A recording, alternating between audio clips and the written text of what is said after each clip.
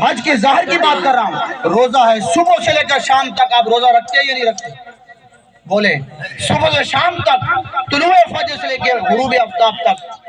یہ روزہ رکھنا یہ ٹائمنگ ہے، یہ اس کا ظاہر ہے.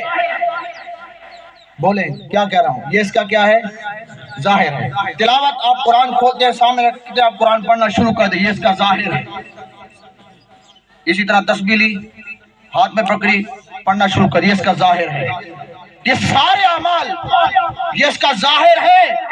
اب آپ مجھ سے سوال کریں کہ یہ تو سارا ظاہر ہو گیا، اب اس کی کوئی باطن بھی ہوگی، اس کی کوئی روح بھی ہوگی. ان اعمال کی، نماز کی بھی ایک روح ہے، زکوٰۃ کی بھی ایک روح ہے، حج کی بھی ایک روح ہے، تلاوت قرآن کی بھی ایک روح ہے، اور اسی طرح تسبیح و تحلیل کی بھی ایک روح ہے. آپ مجھ سے سوال کریں گے مولانا صاحب بتا کر جو روح کیا ہے؟ تجسس ہے. ذہن میں کوئی بات آئی ہے کہ نہیں آئی؟ روح ہونی چاہیے یا نہیں؟ بولیں یار، بولیں ان اعمال کی روح ہونی چاہیے یا نہیں؟ اس کی بھی ایک روح ہے. آج بتا دوں وہ روح کیا ہے. میرے مربی، میرے شیخ حضور شیخ الاسلام پروفیسر ڈاکٹر محمد طاہر القادری مدثر العلی فرماتے ہیں بندے جتنے اعمال اللہ نے مقرر کر دیے، اللہ نے اس کی ایک کوالٹی بھی رکھی ہے، وہ اس کی روح ہے. اور پوچھنا چاہتے ہو کہ نماز کی روح کیا ہے، پوچھنا چاہتے ہو کہ حج کی روح کیا ہے، پوچھنا چاہتے ہو کہ ارکان کی روح کیا ہے، پوچھنا چاہتے ہو کہ روزے کی روح کیا ہے، پوچھنا چاہتے ہو کہ زکوٰۃ کی روح کیا ہے، پوچھنا چاہتے ہو کہ تلاوت قرآن کی روح کیا ہے. فرمایا روح ایک ہے، جسم تو میں بیان کر چکا ہوں، ظاہر کر دیا ہے، ایک اس کی روح بھی ہے. اگر روح پوچھنا چاہتے کہ روح کیا ہے، وہ روح محبت و ادب مصطفیٰ. کیا ہے؟ بولیں روح کیا ہے؟ میں نے کہا میں اتنا گھما کے لے کر یہاں آیا ہوں. کیا کہہ رہا ہوں؟ اعمال کی روح کیا ہے؟ محبت اور ادب مصطفیٰ. اگر محبت اور ادب مصطفیٰ ہے، اللہ کی عزت کی قسم چھوٹا سا عمل بھی کرو گے وہ حسین سے حسین تر ہو جائے گا. کیا؟ ایکم احسن عملا. مالک یہ چاہتا ہے کہ لوگوں میں تمہاری آزمائش کرنا چاہتا ہوں، دنیا کے اندر بھیج دیا، تمہیں مختلف ادوار دیے، زندگی دی، بچپن دی، جوانی دی، بڑھاپا دیا، پھر چارپائی پہ آگیا، پھر میری بارگاہ میں گزار دی سب کچھ. مگر اتنی زندگی کسی کی 40 سال 60 سال 70 سال گزار کے آئے ہو، میری بارگاہ میں کیا لائے ہو؟ فرمایا میری بارگاہ میں جو عمل لے کر آئے ہو میں اس کی روح دیکھنا چاہتا ہوں، اور روح کی آزمائش قبر کے اندر رکھ دی.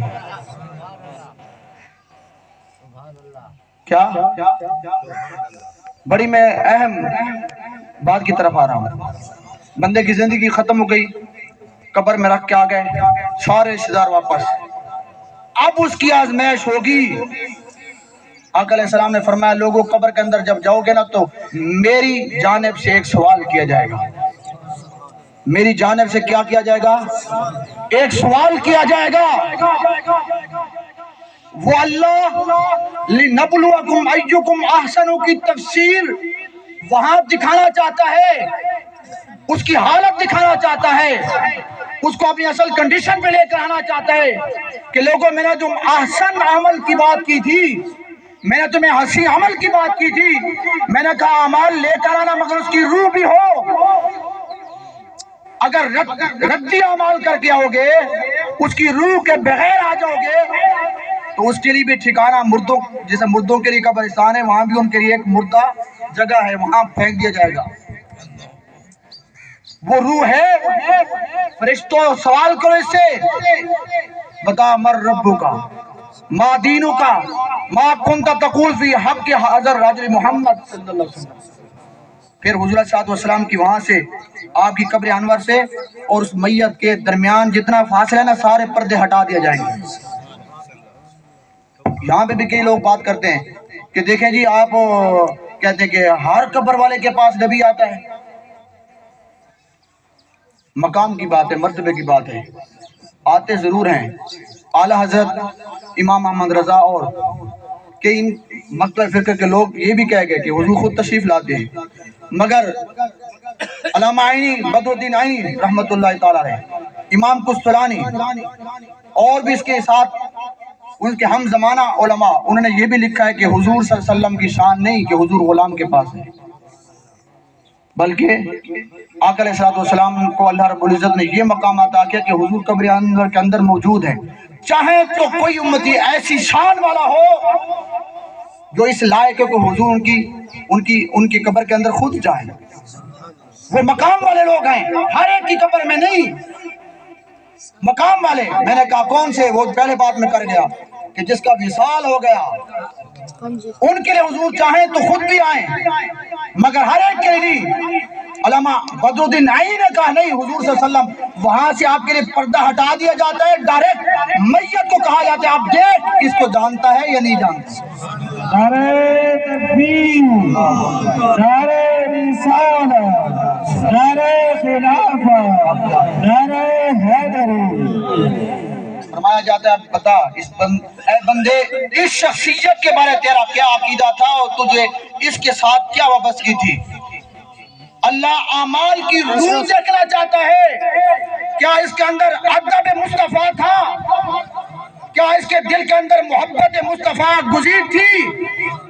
اگر ادب مصطفیٰ محبت مصطفیٰ ہوگی تو دل مچل جائے گا، دل مچل جائے گا، آنکھیں طرف اٹھیں گی۔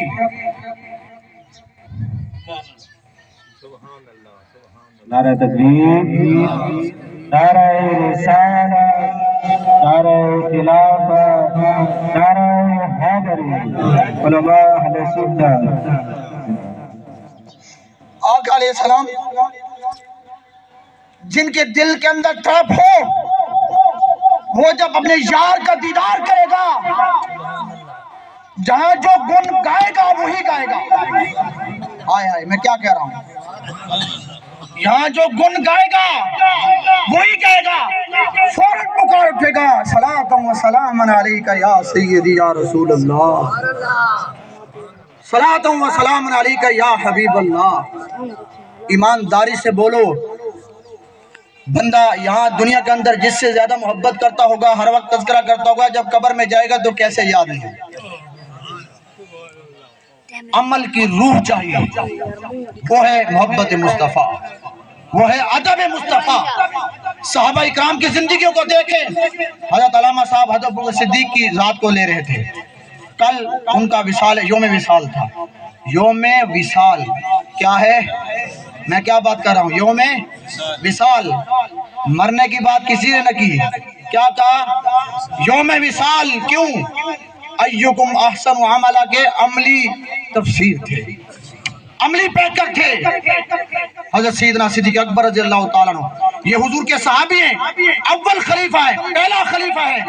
ان کی زندگی دیکھے، عمر کی دیکھے، عثمان کی دیکھے، مولا علی کی دیکھے، کم و بیش 1,24,000 صحابہ اکرام کی زندگیوں کو دیکھے۔ ہر وقت ہر لمحہ ان کے سامنے مصطفیٰ کی ذات ہوتی ہے، قربانیوں کی بے شمار تاریخیں ہیں صحابہ اکرام کی۔ صحابہ اکرام حضور کے در والے، کیا ہے؟ حضور کے در والے، در والے کیا کہہ رہا ہوں؟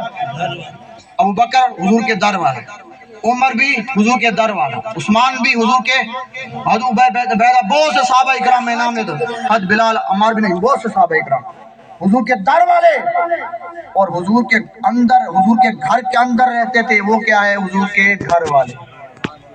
جو حضور کے ساتھ دو نسبتیں تھیں، ایک حضور صلی اللہ علیہ وسلم کے ساتھ جن کو گھر کی نسبت ہوئی میسر، وہ اہل بیت اطہار ہیں، اور ایک حضور صلی اللہ علیہ وسلم کے گھر سے باہر حضور کے در کے ساتھ جن کو غلامی کی نسبت نصیب ہوئی، وہ در والے، وہ صحابہ اکرام ہوئے۔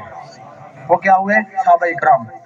اب یہاں میں دل تو کرتا ہے کہ حضرت ابو صدیق کی شان کے اندر کلمات کہیں، پھر پرسوں ولادت تھی سیدنا فاطمہ الزہرا، حضور کے اہل بیت اطہار میں سے رضی اللہ تعالیٰ عنہ سلام اللہ علیہ۔ ان کی زندگیوں کے بارے کچھ باتیں کہیں مگر وقت نہیں جا سکتا، میں صرف 2-4 جملے بول کر اپنی تقریر کا اینڈ کرتا ہوں۔ آپ بھی تھک چکے ہوں گے.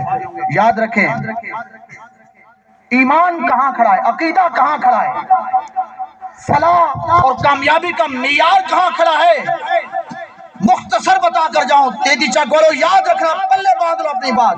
یہ جو بات کر رہا ہوں پلے باندھ کر کسی پر ہمیشہ کی گزارو زندگی. اللہ کی عزت کی قسم, دنیا میں بھی فلاح پا جاؤ گے, آخرت کے اندر بھی فلاح پا جاؤ. دونوں کو یکجا کرو. محبت حضور کے اہل بیت سے بھی ہو, محبت حضور کے صحابہ سے بھی ہو, بیک وقت محبت ہو. ایک ٹنکے کے برابر بھی نہ اہل بیت اطہار کے بارے کوئی بغض آئے, نہ صحابہ کے بارے بغض آئے. خدا نہ خواستہ اگر دل میں ذرہ برابر بھی, ٹنکے کے برابر بھی بغض آ گیا, ایمان گیا. کیا ایمان؟ تو معیار کیا ہے؟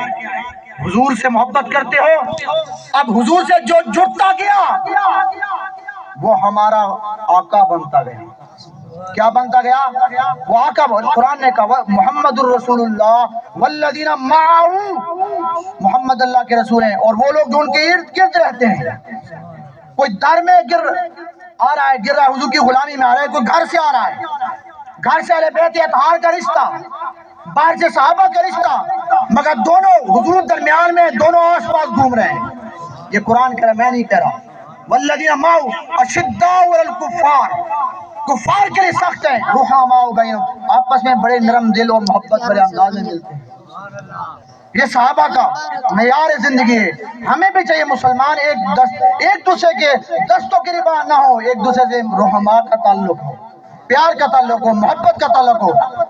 لڑو تو کفار سے لڑو, آپس میں کیوں لڑتے ہو؟ صحابہ اکرام والذین معہ, کسی شاعر شیخی میں کیا, وسدے ہاسے تے وسدے ناسے, تیری جھوک دے آسے پاسے, سن دے ہاسے مٹھیاں گالی, سنا یار سنیں دا ہاسے. وہ حضور کے ارد گرد رہتے تھے, حضور کے چہرے کو دیکھتے, حضور کی باتیں سنتے. دونوں سے رشتہ جڑا ہوا ہے تو ایمان سلامت ہے, ایمان سلامت ہے. اور اسی ایمان سلامتی کے ساتھ ہم دعا کرتے ہیں اللہ ہمارے دلوں کے اندر اپنے محبوب کا ادب اور محبت بھی پیدا کرے, صحابہ کی محبت بھی عطا فرمائے, حضور کے اہل بیت اطہار کی محبت بھی عطا فرمائے, اور اللہ تبارک و تعالی ہمیں ایمان کی سلامتی عطا کرے. اگر یہ ایمان لے کر گئے تو دنیا اور آخرت کے اندر کامیابی ہے. دعا ہے اللہ رب العزت ہم سب کو ایکم احسن عملا, جو میں نے سمجھایا تفسیر اس کی وضاحت, اس کو سمجھنے اور اس پر عمل کرنے کی ہم سب کو توفیق نصیب فرمائے. وما علیہ الا البلاغ.